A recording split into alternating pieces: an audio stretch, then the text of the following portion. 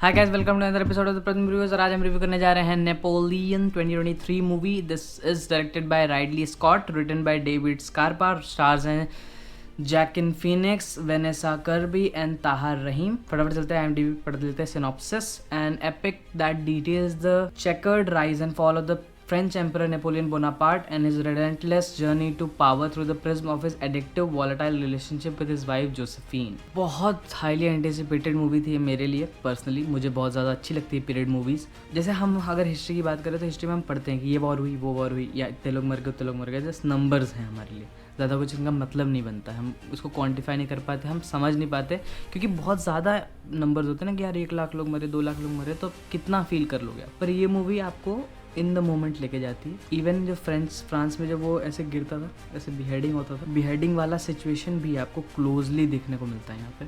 और फिर आप फील कर पाते हो वो इंसान जब डर रहा होता है, जब उसको लेके जा रहे होते हैं बिहेड करने के लिए जो रानी को। और जो वॉर में जब सोल्जर्स मरते हैं तो जब पानी में या फिर ठंडे पानी में गिर गए, और आपने सुना कि इतने लोग लेक में गिर के मर गए, पर फिर वो आप जब इन द मोमेंट देखते हो आपको बहुत फील होता है। तो काफ़ी पर्सनल लेवल पे आप समझ पाते हो सोल्जर की। ये एग्जांपल तो डनकर्क में काफ़ी अच्छा किया था कि हमने पता था कि डनकर्क की कहानी कैसे वर्ल्ड वॉर में एलाइज़ के फोर्सेस से फंस गए थे।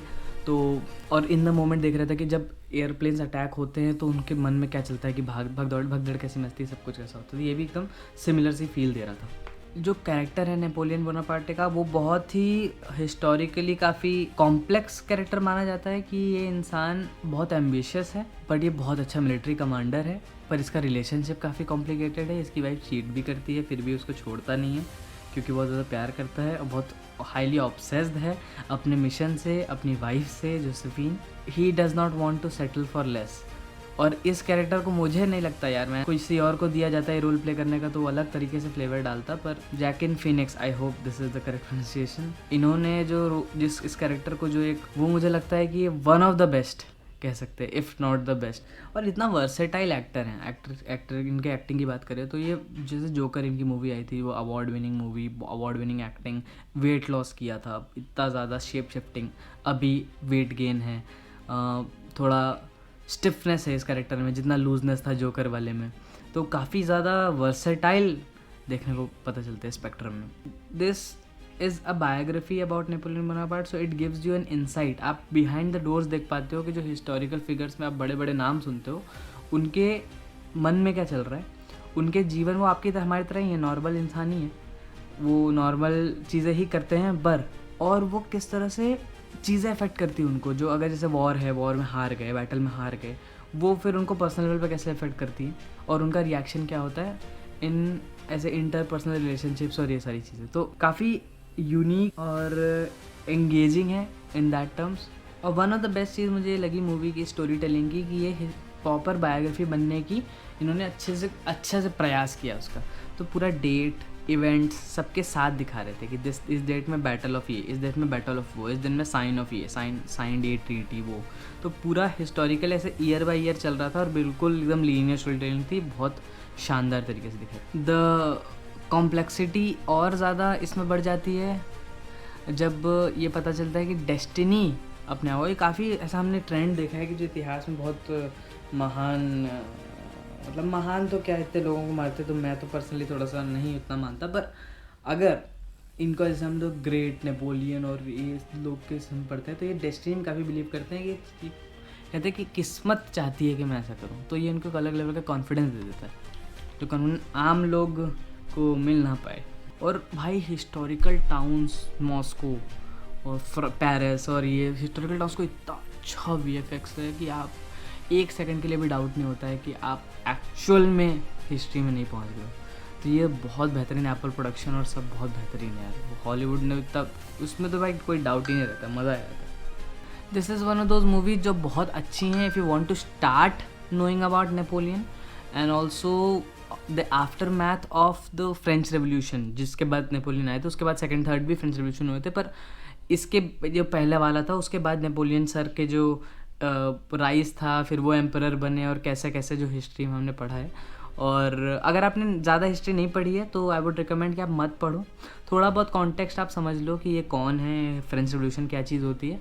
फ्रेंच रेवोल्यूशन आप पढ़ लो, उसके बाद का आफ्टर मैथ है तो वो कोई वीडियो वगैरह देख लेना, आपको थोड़ा बेटर होगा एक्सप्लेन मतलब होना। मैं पर्सनली नहीं देखता कुछ भी, क्योंकि मुझे थोड़ा बहुत पता ही फ्रेंच रिवॉल्यूशन के बारे में। दूसरा रीज़न है कि मैं चाहता हूँ कि अब नहीं पता तो यार स्टोरी को डायरेक्टर को बताने देते हैं और मज़ा आएगा।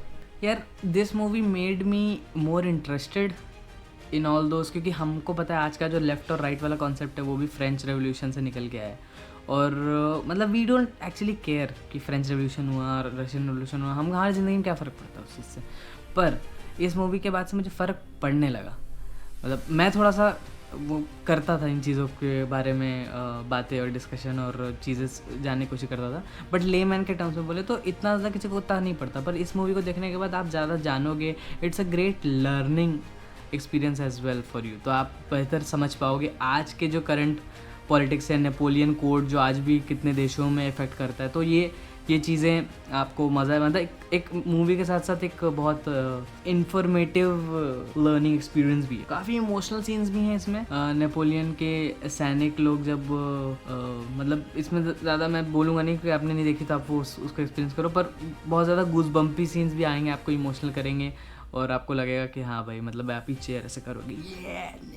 तो यार this about it. It's an 6.7 on IMDb। 41,000 लोगों ने पता आई थिंक लोगों ने ज़्यादा एक्सपेक्टेशन रखी थी इससे। 2 hour 38 मिनट की है, तो for me it was a good movie. Like I will give it around 8, क्योंकि एक भी सेकंड के लिए मुझे बोरिंग नहीं लगी। पूरी मूवी एंगेजिंग थी, अच्छे बैटल सीन्स थे, बहुत बेहतरीन एक्टिंग थी, राइटिंग काफ़ी अच्छी। राइटिंग तो हमें पता ही है, पर मूवी एडिटिंग काफ़ी अच्छी थी, क्योंकि हिस्ट्री तो लिखी जा चुकी है तो उसमें क्या ही आप अलग राइट कर लोगे। पर बहुत अच्छे सीन्स अच्छे इवेंट्स दिखाए गए, काफ़ी अच्छे इवेंट छोड़ भी दिए गए।